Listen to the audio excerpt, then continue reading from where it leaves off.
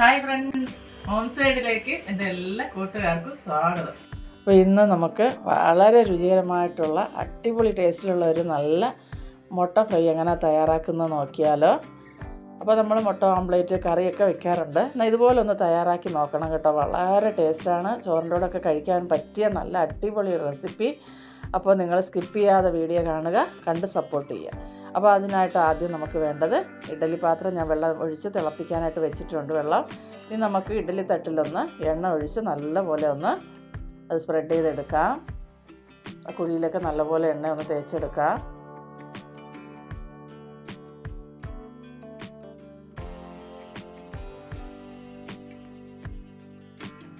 അതിനുശേഷം നമുക്കതിലേക്ക് മുട്ട പൊട്ടിച്ചൊഴിക്കാവുന്നതാണ്.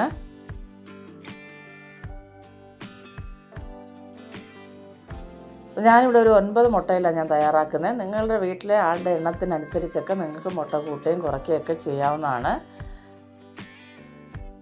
അപ്പോൾ വീഡിയോ കണ്ട് ഇഷ്ടപ്പെടുവാണെങ്കിൽ ഒരു ലൈക്ക് തരാൻ മറക്കരുത്. കൂടെ തന്നെ ഒരു സ്കൈപ്പും തരിക. അപ്പോൾ ആരും ഇപ്പോൾ വീഡിയോ ഒന്നും അങ്ങനെ വലുതായിട്ട് കാണുന്നില്ല കേട്ടോ. നമ്മുടെ വീഡിയോ ഒന്നും അങ്ങോട്ട് മുന്നോട്ട് പോകുന്നില്ല. കാരണം എന്തെന്നൊന്നും എനിക്കറിയത്തില്ല. എന്നെക്കൊണ്ട് അറിയാവുന്ന രീതിയിലൊക്കെ ഞാൻ വീഡിയോ നല്ലപോലെ ചെയ്തിടുന്നുണ്ട്. പിന്നെ എന്താ പറ്റുന്നതെന്നൊന്നും എനിക്കറിയത്തില്ല. അപ്പോൾ ഇതാ നമ്മൾ മുട്ട എല്ലാം പൊട്ടിച്ചൊഴിച്ചിട്ടുണ്ട്. ഇനി നമുക്കിതൊന്ന് അടച്ചു വെച്ച് ഇഡ്ഡലി തട്ടി വെച്ച് വേവിച്ചെടുക്കാം. അപ്പോൾ ഇതാ അടച്ച് വെച്ചിട്ടുണ്ട്. ഈ സമയം കൊണ്ട് നമുക്കൊരു അരപ്പും കൂടെ തയ്യാറാക്കാം. അപ്പോൾ ഇതുപോലെ ഒരു പാത്രം എടുക്കുക. അതിലേക്ക് നമുക്ക് പൊടികളെല്ലാം ചേർത്ത് കൊടുക്കുക. അപ്പോൾ ഇതാ ഞാൻ ഒരു സ്പൂൺ എടുത്തിട്ടുണ്ട്. വലിയ സ്പൂണിന് എടുത്തേക്കുന്ന മുളക് പൊടി, അതേ സ്പൂണിൽ തന്നെ മല്ലിപ്പൊടി എടുത്തിട്ടുണ്ട്. ഒരു അര ടീസ്പൂണ് മഞ്ഞൾപ്പൊടി, 1 ടീസ്പൂൺ എടുത്തിട്ടുണ്ട് കുരുമുളക് പൊടിച്ചത്. അതിനോടൊപ്പം തന്നെ നമുക്ക് ഗരം മസാല പൊടിയും കൂടെ വേണം. അതും 1 ടീസ്പൂണോളം ചേർത്ത് കൊടുക്കുക.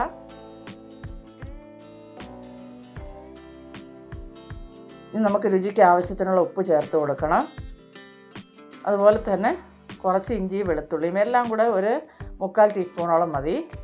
അതും കൂടെ ചേർത്ത് കൊടുത്തിട്ടുണ്ട്. ഉപ്പും കൂടെ ചേർത്ത് കൊടുത്തതിന് ശേഷം കുറേശ്ശെ വെള്ളം ഒഴിച്ച് നമുക്കിതൊന്ന്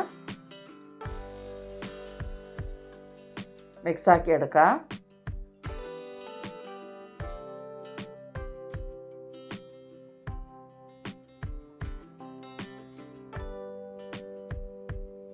അത്യാവശ്യത്തിന് നല്ല എരിവൊക്കെ ഉള്ള നല്ലൊരു എഗ് ഫ്രൈയാണ് നമ്മളിവിടെ തയ്യാറാക്കുന്നത് കേട്ടോ. അപ്പോൾ എല്ലാവരും ഒന്ന് ഒരിക്കലെങ്കിലും തയ്യാറാക്കി നോക്കുക, ഉറപ്പായിട്ട് നിങ്ങൾക്ക് ഇഷ്ടമാവും. അപ്പോൾ ഈ മസാലകളെല്ലാം മിക്സാക്കിയതിന് ശേഷം നമുക്കൊന്ന് മാറ്റി വയ്ക്കാം. ഒരു 6-7 മിനിറ്റ് കൊണ്ട് തന്നെ നമ്മുടെ മുട്ട നല്ലപോലെ വെന്തിട്ടുണ്ട്. ഇതാ ഇപ്പോൾ നമുക്കൊരു സ്റ്റിക്ക് കൊണ്ട് നമുക്കൊന്ന് കുത്തി നോക്കാം. നല്ലപോലെ വെന്തിട്ടുണ്ട്. ഇനി നമുക്കിതൊന്ന് തണുക്കാനായിട്ട് മാറ്റി വയ്ക്കാം. ഇപ്പോൾ ഒന്ന് തണുത്ത് വന്നിട്ടുണ്ട്. ഇനി ഈ മുട്ട നമുക്ക് ഈ ഇഡ്ഡലി തട്ടിയിൽ നിന്ന് മാറ്റിയെടുക്കാം.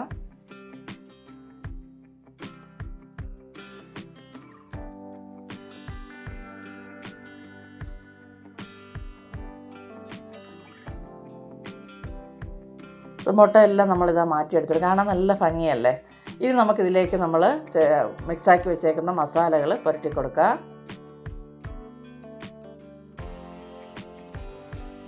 അപ്പോൾ അതിന് മുമ്പായിട്ട് നമുക്ക് ഒരല്പം മാത്രം 1 സ്പൂൺ എടുത്തിട്ടുണ്ട് കേട്ടോ. നമുക്ക് ടൊമാറ്റോ സോസും കൂടെ ചേർത്ത് കൊടുക്കാം. അപ്പോൾ നല്ല ചെറിയൊരു പുളിയും ഒക്കെ നമുക്കിതിന് കിട്ടും. ഇനി എല്ലാം മിക്സാക്കിയതിന് ശേഷം നമുക്ക് ഈ മസാല ഒന്ന് മുട്ടയിലേക്ക് നല്ലപോലെ ഒന്ന് പുരട്ടി കൊടുക്കാം. 2 ഭാഗത്തും ഒന്ന് പുരട്ടിയതിന് ശേഷം നമുക്ക് മാറ്റി വയ്ക്കാം. ഇതുപോലെ എല്ലാ മുട്ടകളും നമുക്കൊന്ന് മസാല പുരട്ടിയെടുക്കാം.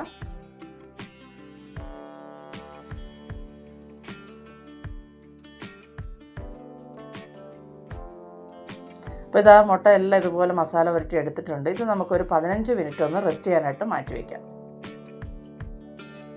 ഒരു 15 മിനിറ്റ് കഴിഞ്ഞതിന് ശേഷം നമുക്കൊരു പാൻ അടുപ്പത്ത് വെച്ച് പാൻ ഒന്ന് ചൂടായി വരുമ്പോൾ അതിലേക്ക് വെളിച്ചെണ്ണ ഒഴിച്ചു കൊടുക്കുക. വെളിച്ചെണ്ണയിൽ തന്നെ തയ്യാറാക്കിയെടുക്കുക കേട്ടോ. ഇനി ഇതിലേക്ക് നമുക്ക് 2 തണ്ട് കറി ലീഫും കൂടെ ഇട്ട് കൊടുക്കാം.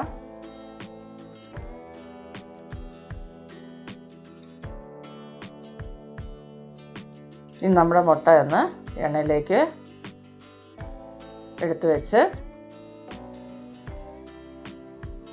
തീ ഒരുപാട് കൂട്ടി വെക്കരുത്. ഒരുപാട് കൂട്ടി വയ്ക്കുക, കരിഞ്ഞു പോകും. കരിഞ്ഞു പോകുമ്പോൾ മസാലയുടെ ടേസ്റ്റ് എല്ലാം കംപ്ലീറ്റ് ഒന്ന് മാറിപ്പോവും. ഒരു വശം നല്ലപോലെ ഒന്ന് മൊരിഞ്ഞ് വരുമ്പോൾ നമുക്ക് പെട്ടെന്ന് റെഡിയാവുകയും ചെയ്യും. നമ്മൾ മുട്ട പുഴുങ്ങിയെടുത്തേക്കുന്നത് കൊണ്ട് ഒരുപാട് സമയമൊന്നും എടുക്കത്തില്ല കേട്ടോ. അപ്പോൾ അതാ ഇതുപോലെ ഒന്ന് ഒരു ഭാഗം ഒന്ന് മൊരിഞ്ഞ് വരുമ്പോൾ നമുക്ക് തിരിച്ച് വെച്ച് മറിച്ചിട്ട് കൊടുക്കാം.